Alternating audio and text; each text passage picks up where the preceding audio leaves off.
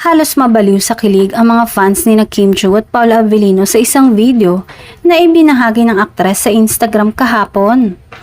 Makikita sa video ang preparations ni Kimi para sa ABS-CBN Ball 2025 na ginanap last Friday sa Soler Resort North. It really does take a village to prep for a night like this.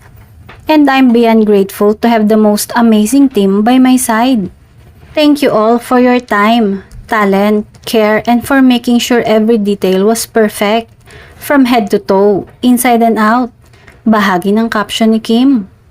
Nagpapasalamat din siya kay Paolo na bahagi rin ng video niya.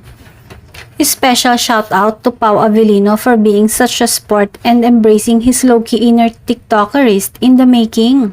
Saad ni Chinita Princess.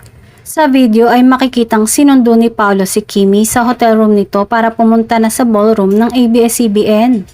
Say ni Paolo kay Kimi, "Patingin nga ng suot mo." Ipinakita naman ng aktres ang gown niya at tumalikod pa siya para ipakita na backless ito na tila ipinapa-approve niya kay Paolo. Sinipat-sipat naman ni Paolo ang gown na parang chinecheck muna niya talaga. Mukhang approve naman kay Pau ang backless gown dahil ang sumunod na eksena ay magkasama na silang pumunta sa ballroom. Sa totoo lang, yung pagkakasabi ni Paolo ng "patingin nga ng suot mo" ay hindi tonong magkaibigan na gusto lang makita ang suot ng friend.